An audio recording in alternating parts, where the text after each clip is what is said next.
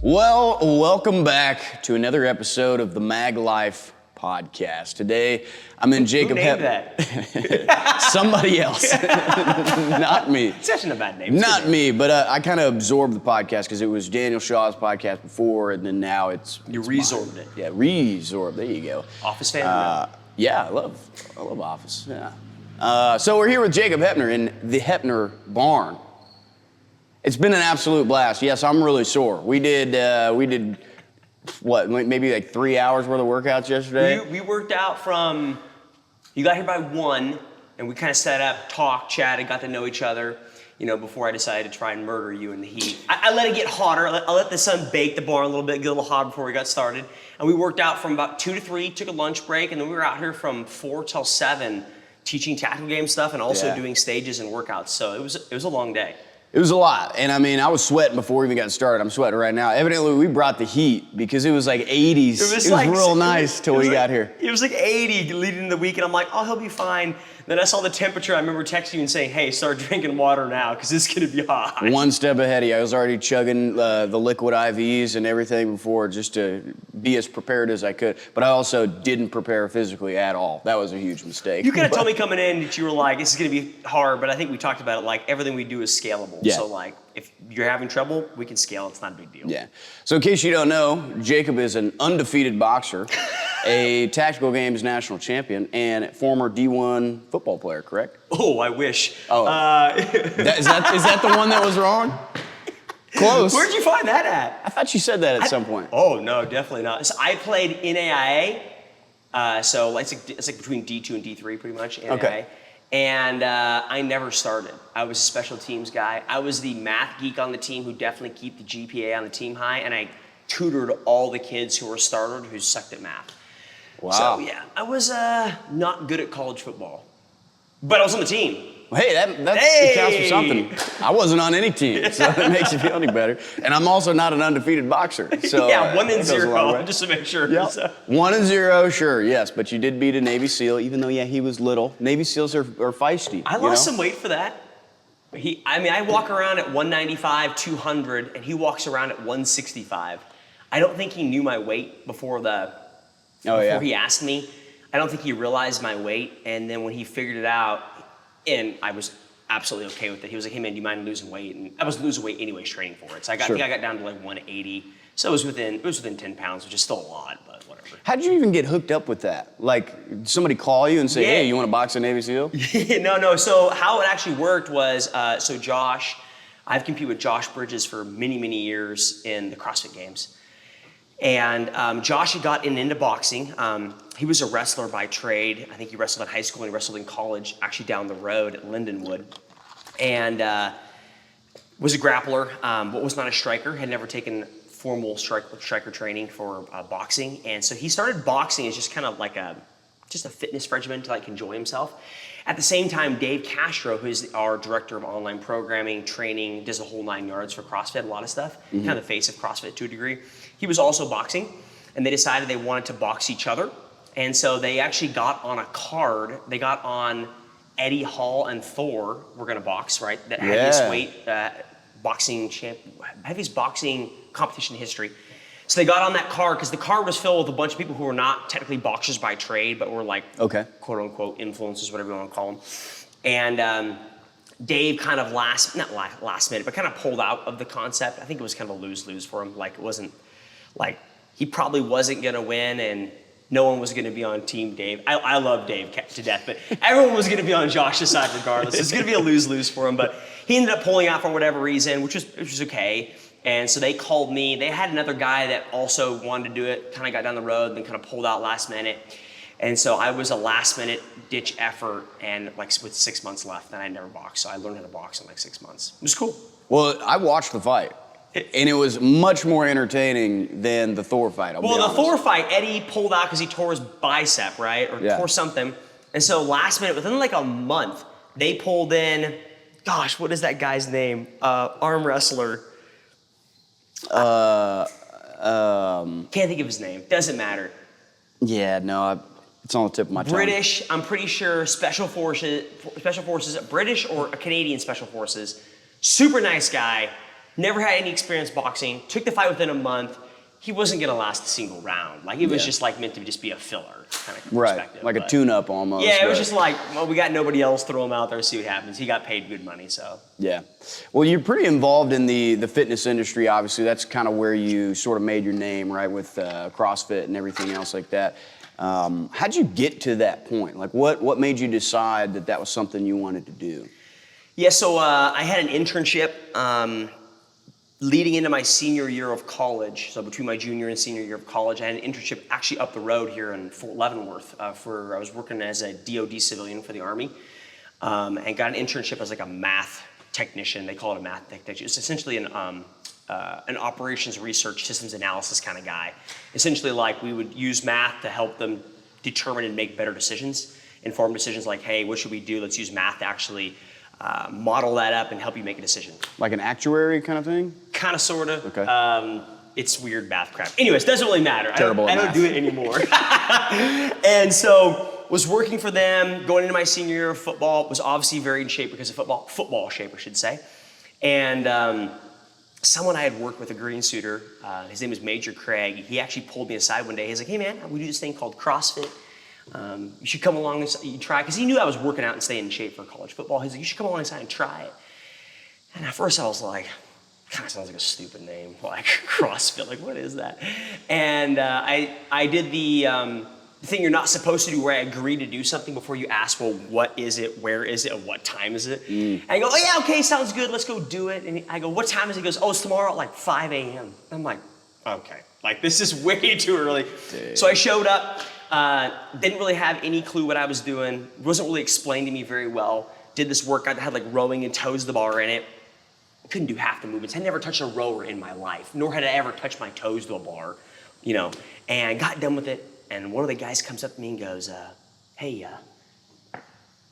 you'd be really good at this. You should compete in this. And I look at him and I go, I don't even know what this is. Like, what did we just do? Like, I tried to touch my toes to the bar, couldn't do that. Tried to row, Lord knows that looked awful. And I go, I don't know what this is, man. He goes, hey, do me a solid. He goes, go back home, or go back to your desk and search CrossFit games and see what it is on YouTube.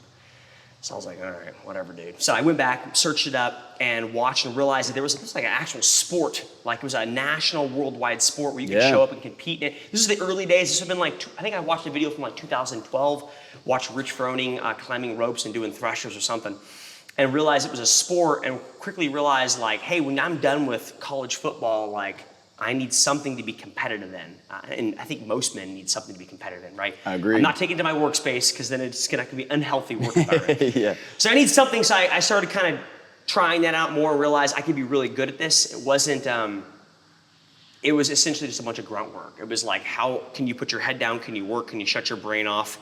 And can you program and spend a lot of time doing it to catch up? And so I was really good at those things, and just after time, started getting better and better, so. Yeah. So what was the highest point you reached in CrossFit Games? So how our season works, just so you understand, is CrossFit is unlike every sport that exists where, you know, you might, let's just say you like watching football, right? You like watching football. Okay, so, but not every person who's a football fan goes and does the combine, right? Sure. Only people who are interested in playing football or going to the NFL level will go to the combine to go for the scouts. CrossFit's different. So how the CrossFit season works is it starts with the Open. And the Open is usually February to March timeframe every year. And that's the start of our season. And everyone in the world who does CrossFit does the Open, to include the people you see at the CrossFit Games. We all do it. So as a community, we all come together, we all do the Open. The Open is usually 5 different workouts over the course of like 5 weeks. So they'll release one workout a week, and they'll say, hey, Jeremy, you've got from Thursday, when we release it like 7 o'clock, till like Monday at 7 o'clock to do this workout as many times as you want, but you have to film it if you're competitive. If you're not, it doesn't matter. But film it, we all do the same workout. There are scalable options to it, you know, like for older men and women or younger teens or whatever. And so we all do the same workout, and then at the end of the 5 weeks, then the fittest from that perspective from across the world go into next variations of the season. They go to regionals or semifinals. Okay. And then from there, the top 40 fittest men and women in the world go to the CrossFit Games, and that's what you see on ESPN or CBS or whatever. And so my best placement would have been, I placed 6th overall at the CrossFit Games in 2019. So 6th in the world. So yeah, 6th fittest man in the world. That's pretty dang good. It was pretty cool. It was a pretty cool year. So. To caveat that, that was part of what I thought I already knew. It's clearly I was wrong about the D1 football, but at least that I was semi-right. And that's why I'm like, okay, I'm going to go work out with the 6th fittest man in the world. In 2019, that was like what? So what? 4 years ago. Yeah, as if like you've gone those crazy steep downhills since Mayday. No, I was legitimately worried. But the way that you programmed it, I thought was very well done. It's like a sign of a good coach to be able to challenge somebody without like really shoving their face in the dirt, you know, because anybody can absolutely get destroyed, but you're not going to learn anything. Nope. So like scaling it to a level that is a challenge, but also kind of shows room for improvement and ways to get better is. Yeah, and that's how CrossFit that's like the almost like the motto of CrossFit is everything's kind of scalable. Like, you know, you might come in and you have different life experience than me. And yesterday we scaled that workout, and we got the whole goal is at the end of this workout, whether you're a 50-year-old man or a 60-year-old woman or me or whoever you are, at the end of the day, at the end of the workout, I want you to have the same amount of intensity that I put in. Like I want you to get the same benefit. Now, you might go faster, you might go slower, you might do less weight. It doesn't matter. In the grand scheme of things, what we're looking for is at the end of it, did we get the stimulus we wanted? And so yesterday when I programmed the workout for you, I kind of course, had you row, had you bike, tweak some small things, but then also talked about, okay, here's the stimulus of the workout. Here's what I want. I want you to spend no more than a minute or a minute and a half on this and a minute and a half here. And we were able to accomplish that. At the end of the day, the whole goal was like, we had time on the burpees to accomplish something, and you were able to do that. So it was awesome. Yeah, no, is that what you do with grit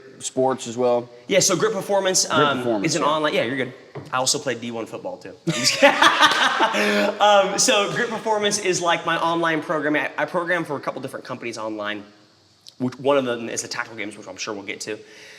But from the grit side of things, that's only what we do is like a capacity piece. I call it morning mono. It stands for monostructural, not like mono like you gave your girlfriend in high school. Just to make sure we're on the same page. Yeah, of course. But kind of funny. But anyways, it's a capacity piece. All we do is very basic, non-skilled, you know, rowing's kind of skilled a little bit, but like we're not doing muscle ups, we're not doing handstand walks, backflips and crap. Like all we're doing is things that everyone can do. Can you bike? Can you row? Can you run? Can you fall on the ground and stand back up? Hence a burpee. Sure, you can do this. And so that's what we did yesterday. It's like very basic. Right. We're just gonna sweat, we're gonna hate ourselves for 20 minutes, and then at the end of it, we're gonna be like, man, that was terrible, but it was really fun. Yes, yeah, I mean, you said that this is gonna suck, but like a good workout, I guess, kind of sucks, right? Mm-hmm. So it's good and also sucks at the same time. So then you went from doing the CrossFit all the time. So were you picking up sponsorships in that, or is...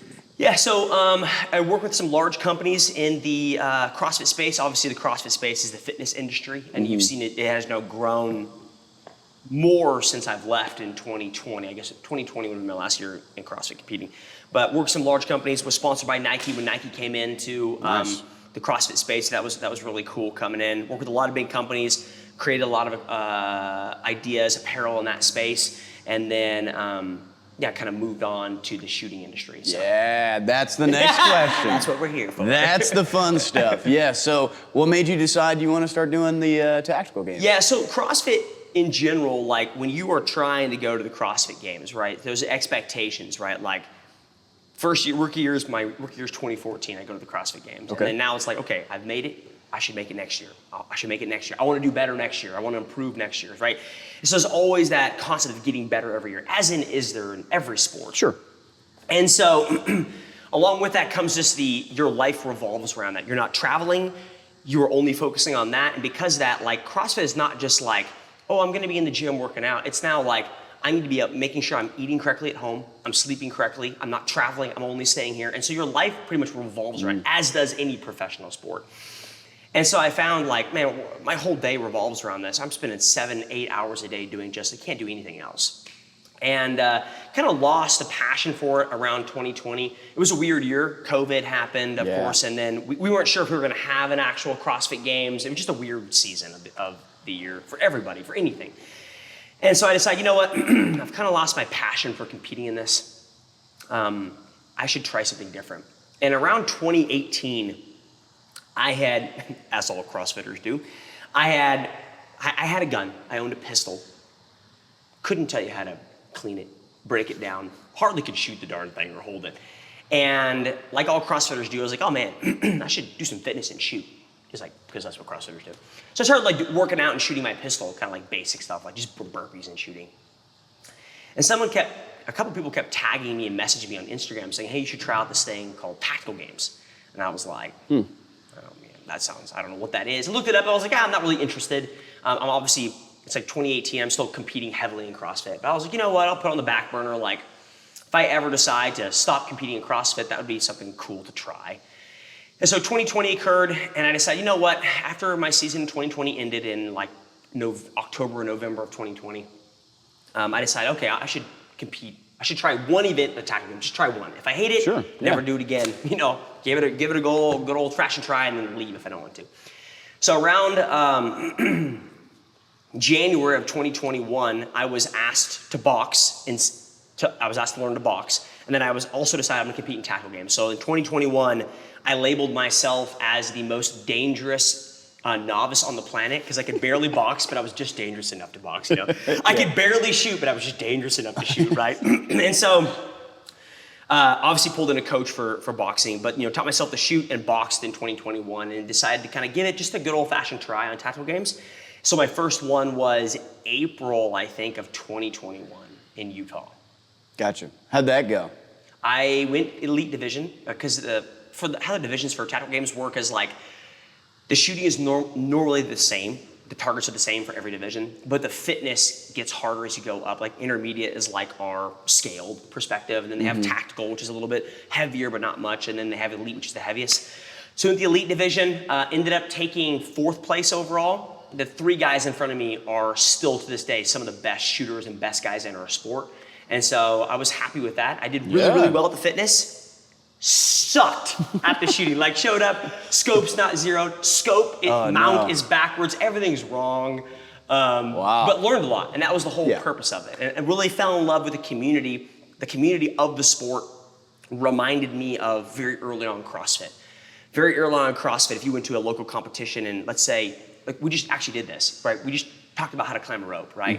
And so let's say we show up to a local CrossFit competition and we have a rope climb in it. And Jeremy shows up and says, well, I don't know how to climb a rope. And you're trying to teach yourself, like early day CrossFit, people that are competing next to you would have been like, hey, I want to show you how to climb a rope because I want to see you do well in the competition. Even though we're going to face off against each other, I'm probably thinking you're probably not going to beat me, but like I'm going to help you, that way you have a good time. Sure. And so the same thing happened in the Tactical Games. Like I showed up my first event, again, scope, mount backwards. They had no clue about how to zero. The thing wasn't even zeroed. And I had a guy who's a good friend of mine now. His name's Sal Hernandez. He's a San Antonio SWAT. Helped me zero my rifle. Now, granted, I didn't hit anything that weekend, so personally, I think he just was like, yo, I'll help you out, bro. let me change that for you real quick. But like, had a lot of help from the guys in the community. Really fell in love with the community and how helpful they were and how they got behind you and they wanted to grow the sport. And so really decided, man, this could be a sport that I could see myself continuing to compete in because half of it is fitness, half of it I'm good at. Now the other half, I have to learn something completely new, which is a skill that I think a lot of people should learn. Yeah, well, the first competition I ever went to in the shooting space was the PRS Championship. And I wasn't competing. Just thrown to the wolves. Yeah, I wasn't competing. Oh, you weren't competing. No, okay. I wasn't competing. But what I noticed is that after somebody would get done with a stage, they would say the win calls to the next guy. Yeah. Like they want to get beat at the competitor's best. Yeah. They don't want to like try and keep, maybe some of them keep it quiet, but the rest of them were all helpful. And like everybody that I talked to was like, if you don't have a rifle, I've got an extra one. Yeah. Somebody here has got what you need to be able to compete because they want to do the same thing. They want to grow the sport. Yeah. And when they want to win not because somebody else screwed up, but because they were better than everybody else at their best. Yeah, so that's a good sort of community mindset to have in any sort of competition, really. But I see that a lot in the shooting sports side. Yeah. So that's good to see because I didn't really even know that there was separate divisions in the Tactical Games. I thought it was pretty much like go there and if you can't lift that 300-pound bag, you just No, so like yesterday we did a workout that had sandbag over yoke, right? Yeah. And so if you came to me and you said, hey Jake, I'm gonna do a Tactical Games, how should I approach this? Like what weight, like what division should I go? What I would say is Intermediate might be a little bit too light for you, but tactical, like right in the middle, I think would be really good. And elite's gonna be too heavy for you until you fix something. Now, obviously, yesterday was your first day you've ever touched a sandbag. So can you go back and improve a sandbag? Absolutely. Sure, yeah, yeah. So, but like I would recommend if you were like, hey, Jake, I'm gonna do one, I'd be like, hey, let's go with the tactical division. Okay, perfect. Yeah, so that's kind of like a little bit above medium. Yep. So it's like, if it goes like, think about from a CrossFit perspective, if it goes scaled RX, which is prescribed, or RX plus, it'd be RX right in the middle. Okay. So the tactical division was actually created because they wanted an in-between division, especially for law enforcement officers who, didn't want to do elite and then get wrecked physically and then have to go back and sit in a squad car or have to, Lord knows they depend upon their fitness on Monday or Tuesday and they can't for some reason, and now they're in the line of duty, right? And it wanted a little bit heavier than the intermediate division because they wanted to give them a challenge to a degree. So that's kind of where the tactical division kind of was birthed from. Yeah, that makes sense. Yeah, because obviously they have a real job to do outside of that. So yeah, exactly. Like, if you're sitting at a desk and you're just a pharmacist, like, okay, you can be there and be sitting there sore. You're probably going to be fine. But like, if your life depends on your fitness or your partner's depends upon your fitness level to some degree, I don't need you showing up and you can't run, your hammies are blown, whatever the case may be. Yeah. So the other part is I don't really know what kind of gear would be required. So I've seen I've looked at a lot of the videos. Most guys are running LPVOs, and I know some stages, you're shooting out to what, like 300 yards? 450. 450, yeah. That's a pretty good distance without a workout. Yeah. Freestanding 400 yards with the LPVO after a while. That we supported. That's supported for sure. Yeah, I'm not shooting anything unsupported past 100 yards probably. Yeah, that would be tough. But like, are you guys? Are there certain requirements that you have to have, like level 3 retention or something like that? Good question. So there for the pistol perspective, I don't believe there are any requirements. But because we do so much moving and crawling or moving equipment, usually a level 2 is recommended. Okay. You can absolutely run a level 1, but like, let's say you have a sandbag or pharma carries and they're by your side and you pick it up and your pistol falls out, you're done. DQ? You're DQ'd. So and kind of we went over yesterday, like if you recall, like, it's not like USPSA where like, oh, you lost a half a second on your draw because you were slow. It's not a thing, right? Like yesterday, like you biked, like we actually had our pistols laying down, right? Mm-hmm. But like if the pistol's on you in your belt, you're gonna get there and be like, catch your breath and then draw slow. It's not like you're like trying to draw and shoot a target really fast. Sure. Now we do run 2-gun stages or fast USPSA style stages, but in the grand scheme of things, 70 to 80% of our score is not gonna come from that. So like it'd be better from a mental sake and like I feel safe as like I want level 2. Yeah. Yeah, one thing, like, after I got back and I'm sort of laying in bed, I'm diagnosing some of the things that I was doing with the shooting. Diagnosing things. Yeah, seriously. That trigger, I'm used to a lot more take-up in the trigger. So there was a couple shots where it startled me. I was a little surprised, like, oh, crap, I was not. Dropped it low for some reason. Yep, you jerked it real hard. And with that trigger, like, there's no excuse. You know what I mean? Like, that should be... It's like the pinnacle of handguns, those Atlas. Yeah, so I actually, when I first showed up, so we'll do a gear discussion here. When most people come to me, like you came to me, Jeremy says, hey man, I want to do the tactical division. I want to do a tactical games, I want to do a tactical division, like you talked about.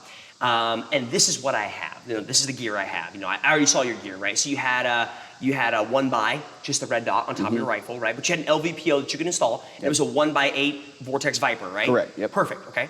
And you have a pistol, you have a... VP9 match. Okay, cool. With a red dot on it, which is perfectly fine. So for every division in tactical games, at least for this year, for 2023 so far, every division can run a red dot except for elite. I don't know why. We run Amish there. We voted on it, we run Amish. So, what I normally tell people is when they see us, they see me compete or they see other guys compete, they think, oh, I have to have Gucci gear, right? Mm-hmm. Like, show with what you have. Show up with what you got. Don't go out and buy anything. Try with what you have. Because, I mean, in the grand scheme of things, like, you want to get good at the things that you carry on a day-on, day-out basis or defend your house with or whatever the case may be. Now, recommendation-wise, for your rifle, definitely an LVPO. You're gonna need a sling on it, an LVPO. I recommend at least a 1x6. You don't need a 1x8, you don't need a 1x10, but a 1x6 is probably what I recommend the minimum to have. Okay. Gonna have a sling on it. we kind of talked about this briefly yesterday. Before your rifle, we don't, it's called the tactical gains, but there's no tactics in it. So like, run that rifle slick, right? Because we're gonna be running with this thing. Like, so we will run stages where it's like, hey, I want you to shoot a long course of fire on steel at long range, and then you're gonna throw your rifle in a ruck on with your vest, and you're gonna go run 4 miles with it. Like, you don't want to run with any more weight than you have, right? Yes. Like, you want that rifle completely just slick clean of everything, Yeah. right? No lights. I don't run a whole lot of barrier stops on it or anything on there. I just run it completely slick, pretty much. And you'll see most of the guys at the top of the sport run that. And then for a pistol perspective, obviously mostly 9mm, I'd recommend at least having a capacity of like 10, because we do shoot we have specified loadouts.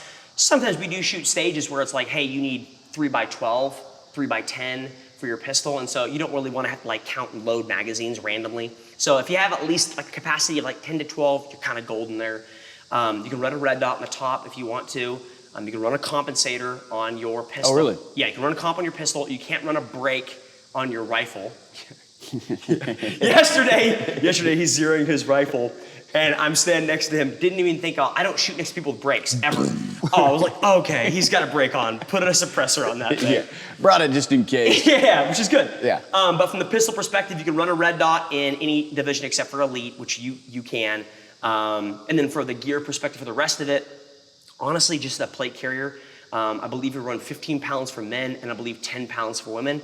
And it doesn't have to be ballistic plates. It can be whatever, whatever plates you want. You can put rocks in there for all I care, as long as it weighs 15 pounds for you. It's like slick 15 pounds, so take everything off that isn't the vest. Then you're golden with that. Okay. Do you have, because I saw you usually do like a gray one, is that the Haley Strategic? No, that's actually Lucas, that's T-Rex Arms AC1. Oh, okay. It's a swimmer cut. I found that most vests in this industry are, obviously built from the perspective of protecting your body, which that's the whole purpose of it, right? And I wanted something that allowed me to have movement, obviously, like a swimmer's cut, meaning I can reach certain range of motion, yeah. Right? Because we'll do a lot of stuff where it's like, hey, we're putting something overhead, and so I didn't want to be impinged going overhead with something, and I wanted a full range of motion. And so it was the lightest vest that I found, tested a bunch of them out, and that's kind of the one I run. So yeah, you tested a bunch, like going through mainly for CrossFit. I mean, because what we do, like, I've worn vests for years because of CrossFit. Obviously, 511 Tactical really started that off when we ran Murph back in 2015 at the CrossFit Games, and 511 put themselves on the map with those vests. And so I've competed in weight vests for many, many years. Well, if a weight vest works well for CrossFit, it's gonna work well for Tactical Games. You just have to make sure I have some kind of mag retention on it. Sure, is all. Yeah. Yeah, because I brought one from Prime Armor. There is, it's in the car now, but I didn't weigh it. I don't know how much it weighs. I didn't know that was like a 15 pounds, a thing, yeah. But I brought that same thing just in case if it was needed. We didn't use it for the sake of what we were doing, mostly because we're just trying to keep it simple and just show, this is the concept behind the tactical game. Yeah, I think people tend to overcomplicate training. Like, we didn't, if you watch the video, we didn't have any gear on us, right? Yeah. For rifles of the tactical games, we always have them grounded at fire line facing down range, which we did that today. It was not on the ground, it was on a barrel. I didn't want to bend over, have to breathe too heavy. But our pistols, we even have grounded too, facing down range on a barrel, because I just wanted, hey, keep it simple, right? We're gonna do some fitness, keep everything off yourself. We're just gonna do some fitness and we're gonna shoot. People tend to overcomplicate things, and I was like, hey man, Jeremy's coming in. I just wanna nail down the basics, because like in the grand scheme of things, as soon as you add a plate carrier to your body, it changes your center of mass. It changes how it should change how you lift, right? Like if I'm gonna clean a sandbag, it's gonna change things. Why? Well, because the sandbag is off your body, especially now, let's say you have rifle mags on there. Now it makes it even harder to clean. I was like, look, we're just gonna focus on basics of fitness and basics of shooting, so we don't need a weight plate carrier at all. Yeah, that's definitely something that I've tried to let go of, because early on in like the whole firearms journey and getting into some of the more competitive side of things is I didn't even want to start until I had exactly what I needed. And it's a really good excuse to never get anything done, but you got to get rid of that and just shoot with what you got. So when I first competed in Utah, I showed up with, number one, scopes backwards, well not backwards, the mounts backwards, ran some conglomeration like Frankenstein rifle. I don't even know what the upper and the lower was. I don't, it doesn't matter. It didn't hit anything, so it doesn't matter what it is. We're not going to call it whatever company it was. I did have a 1x4 optic on the top. Wasn't very good. And I ran a Walter Q5 match pistol. Just a striker 5 pistol. And competed with that for a while. Got really, not good, but like really understood the basics with that, and then from there decided, okay, I love the sport, I want to stay involved and invest in the sport. Okay, now let's slowly upgrade the gear now that I know what I need. Because you see a lot of people that will come out with tricked out rifles, and it's like, yo bro, the top guys in the sport have nothing on that rifle. They have a great optic, and that's it, and a great trigger, and that's it. Like, we don't need anything else. So like, come out, I would say try one, talk to the guys around there. It's like going to a PRS match, right? Like, go talk to the guys that are there, figure out what you need, what they like, why do they like that, and if it fits your style, and then go build something you want to do. Right, yeah.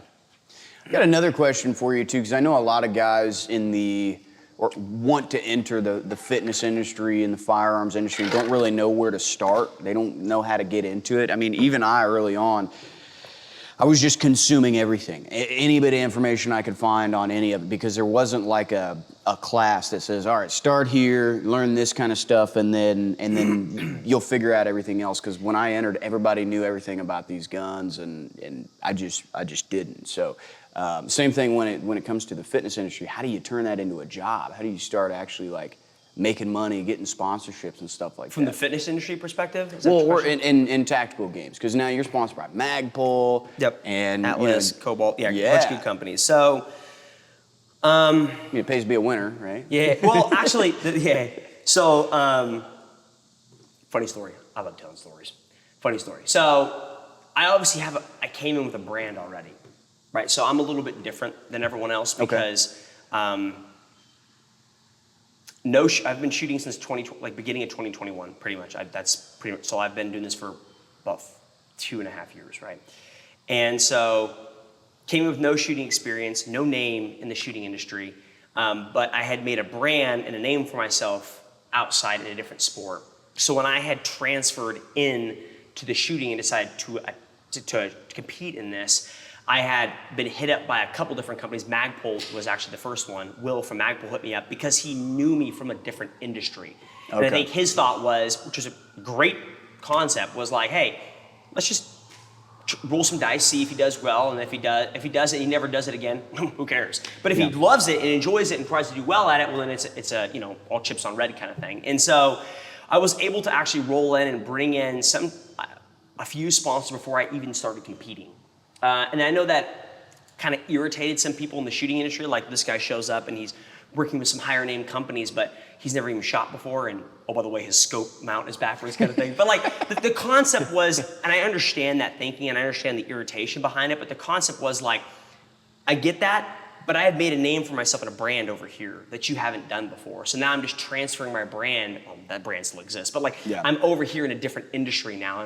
My name transfers over. And it's not, the grand scheme of things, it's not that far of a leap from fitness into firearms. Like, it's pretty close. It should be closely related, and it is slowly getting better. So. I would say, CrossFit's probably the closest type of sport to the tactical games. In 2013 or 14, one of the years, the winner of the CrossFit Games was given a Glock. Did you know that? Really? No, I didn't. That's awesome. That's a cool gift. People hated that. The funny thing is, you have to fact check me on this. I'm pretty sure the year they did that, the female who won wasn't American. I'm pretty sure she was Icelandic, and so she couldn't even take the pistol. She had to they didn't give her a pistol. They gave her a certificate for a pistol. Sure, yeah. That's funny. So CrossFit's obviously CrossFit was birthed because of, it came from the military side, the SEALs kind of perspective, they came from that area. And so it's always been a very conservative kind of gun, not focused, but we're okay with guns kind of perspective sport. So. That makes sense. And I mean, SEALs are kind of in that same sense with a generalist in a lot of things, like being able to do really well. I mean, you mentioned that yesterday. It's like, what did I say? We'll run a marathon. We won't win, but... we're mediocre at everything. We're not going to probably go up to a marathon and win it. We're not going to win an Olympic lifting meet. I'm not going to win a power lifting meet. But I can show up and I'll be okay. I'll get basics. Things. I can do it, but I'm not going to win. It's like the closest sport to a CrossFitter is a decathlon athlete. Okay. Right? They can do a bunch of different tasks. You can't put them in a sprint or a javelin throw or pole vault and they're going to win it, but they can Not specialists. Not a specialist, correct. So we're very GPP. We're very a generalist overall, general physical preparedness at a bunch of different genres. Yeah, that's hard to beat too, because I mean, we also mentioned yesterday that the odds of you having to pick up something 600 pounds once versus carry something 150 pounds 400 yards in a life or death or military sort of sense is, it's pretty obvious you're going to need muscle endurance. Like, yeah, you need strength, but just straight brute strength with no endurance is not really as needed. Yep. So like from a mill or an LE perspective, like their programming should be how they are getting in shape for their job, should be specific to their job. But overall, it should be, like the overall concept is it should be general, but it should be specific to their job. Like, from personal perspective, like, we actually talked about this yesterday, like how when you see active shooter situations on a body cam for LE perspective, like it's not like they're usually running 100, 200 meters to go to before they even get there. Yeah, correct. They're getting into a situation of that perspective. And that's the same concept, like that's how you should be training for it. Like until I see a law enforcement officer run a 5K to go to an active shooter situation, I would probably say running a 5K probably isn't going to be too much. It's not going to be required. Now, is there great aerobic capacity you can develop that can carry over to certain things from running a 5K? Sure, but like what I'm trying to say is don't go run a 5K every weekend because it's going to make you better at your job. Yeah. Like instead, focus on what makes you better for your job and what does your job title entail and what do you need from that? And that's probably more than likely 100-meter sprints, 200-meter sprints, change of direction. Of course, any kind of combatives in jiu-jitsu, that kind of perspective is always going to make you better for that job title. Yeah. So when you got into the tactical games, obviously the physical side was your strong suit. You were able to go out there and pretty much I was good at 50% of the sport. Sweep the floor. That was about it. How did you address building the shooting skill? Did you have like a mentor, or is that just kind of like something that you researched yourself to? Yeah. To So. You're like, oh my gosh, he makes so many metaphors about the CrossFit, but that's all I understand. Is so like, shooting has a bunch of different genres to it, right? Long range shooting, handgun shooting. Am I doing bullseye shooting? How do I transition between targets? How do I move and shoot, right? I mean, you can go on forever. There's so many different shooting aspects. CrossFit's the same. So like, if I want to become better, like yesterday's workout, we rode, we biked, we did burpees, okay? If I suck at rowing, I have a couple different options. I can go find a regular general coach who can coach me at rowing, or I can go find an actual rowing coach and go work with that person. Now, if you're at the top of the sport, you're gonna go find that specialized coach and do that. I did kind of the same thing for shooting. How I addressed it was, I'm gonna go find those experts in the field, spend time with them, go to classes, and learn the basics of things. Because like, when you get into a CrossFit gym, you're not gonna jump ahead and be like, hey, I wanna get muscle ups on a ring. You're not gonna come to the first thing you do is jump on a ring and do muscle ups. You're first gonna learn what is a hollow body position you need, what kind of hollow arch position do I need. You're gonna learn the basics of gymnastics and body awareness and body control. And it's the same thing for shooting, right? I'm gonna start with the very basics of, when I teach a snatch, I teach from the ground up. Meaning, I'm gonna start with what do your feet look like for snatch, what do your hips look like, knees, all the way up to what does you look like at the end of the snatch. Same thing for shooting. What I'm gonna address is, hey, what do your feet look like? What does your stance look like? Okay, let's work up. Now, what do your knees look like? Now, what do your hips look like? What is your core? You're engaged, you're not engaged? What does it look like from your shoulders, traps, all the way out to the gun at presentation? And so, I took how I would approach CrossFit, competing in the CrossFit Games, and applied it to shooting. And I said, I'm gonna work on the mundane, History 101 crap, the 101 class stuff. And then I'm gonna slowly add stuff in. And I would consider myself still 101. Like, all of us still need the basics. And so I've slowly started learning and adding new things to my repertoire of what I'm decent at. Yeah, that's what I've heard from the really high level shooters is that if anybody tries to sell you like an expert or an advanced level class, it's probably the fundamentals faster. Yeah. Like super efficiently. Same with like CQB and anything else. It's like a lot of fundamentals really fast and with less margin of error. Yeah, all you do is breaking it down to atomic elements. You're just saying, hey, I'm doing a muscle up. There's a pull, there's a hollow position, there's an arch, there's a dip, there's a press out. Okay, I can break that into atomic elements, now apply it to shooting. If I'm moving and shooting, what is it? Break it down, look, what is it? It's a draw, it's a presentation, it's a sight picture, it's a trigger prep, and press and pull. Yeah. And so you just break it down to atomic elements and work on those pieces instead of the whole complex movement throughout. I mean, if I had to predict your success, I would say that it was almost guaranteed, because the concept, even within CrossFit, is incremental improvements. Yep. Like adding more weight and getting faster time. And if you know how to do that in one area and you apply it to shooting, it's basically the same thing. You just kind of need a program. So I had never really done anything like that to get data on a sheet, where I wasn't tracking splits, I wasn't tracking draw times. So how do you know if you're getting better? Well, you don't. I mean, you can feel like you're getting better, Sure. but until you actually start writing it down and tracking it and reading books, like you can learn a lot from reading books. Yep. And then going and doing dry fire and everything else. But of course, like I wanted to show up to classes and be awesome already. Yeah. But that's not really how classes work, right? But every class I've taken, I have to think about less things each time. Yep. It allows your mind to be more free to think about the higher level concepts that they're addressing with you right now. So every time you don't have to think, okay, draw, where my sights are aligned, okay, slow, easy Found my trigger red dot. press. Yeah, exactly. A slow, easy trigger press. Once those things just become like second nature, then you can think about the other things on top of it. So it doesn't surprise me that you'd be able to do that in CrossFit and transfer it over, especially with kind of how you are as like a coach or a programmer in that sense. So I had a great time. I am very sore, but I like being sore. So We can go again if you want. I'll coach. I ain't doing it though. What I had to really resist yesterday was doing pull-ups on that bar and climbing that rope, because I'm like, no, I need to save my energy. All my energy for this bike and this sandbag workout. Yeah, because it's one thing to do a workout with somebody, but it's another thing to have a bunch of cameras in your face that this is going to go online. So it's like, no, I need everything I've got for this. Well, you did And well it's for your first time. That's still really wasn't enough, but what did I say yesterday that I said I'd say on camera? You sucked? No, that wasn't it. No, it was something like that. It was. I have people come to my property. I vet them first, of course. Yeah. I had people come to my property that want to know more information about tactical games or fitness or whatever, and I teach. I probably have someone out here every week to every 2 weeks, a group of people or a singular person in your case. And so I teach a lot. And out of all the people that have showed up, you obviously have a background in shooting, but you have no background in tactical games. Correct. And the shooting we do for tactical games is very different than USPSA, right? And USPSA is like 2 on target. If you shoot a Charlie, who gives a crap, right? Whereas we're like, hey, shoot this little circle really far away. It's all or nothing. Yeah, it's all or nothing. It's binary.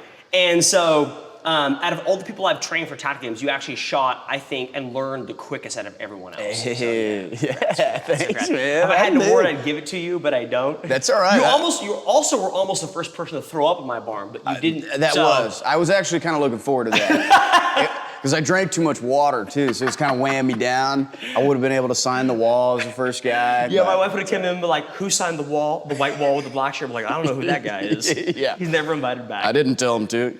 Yeah, exactly. Well, yeah, didn't happen. Got close, but I'm glad I was able to keep it down. I probably would have been more embarrassing than passing out on the floor, which almost happened too. But Jacob, it was a blast, an absolute blast. Thank you for your time. Thank you for your letting us use your property here. It's a phenomenal setup. I'd love to have something like this. We have no public land in Texas at all, so there's really like no option for this. So you'd have to buy a piece of property and be in the right municipality to make it work. When you move back to Kansas City, you got a gym and a range to go. Yeah. Anytime I'm up here, I'll definitely hit you up for sure for another ass whooping. But otherwise, thanks for your time. I appreciate you, spending your weekend with us. We had a phenomenal time eating some good Kansas City barbecue. It's better than Texas barbecue. But that pretty much wraps this thing up. Thanks for watching, guys. If you've made it this far, make sure to like and subscribe. Thanks for shopping with Gun Mag Warehouse. Stay free.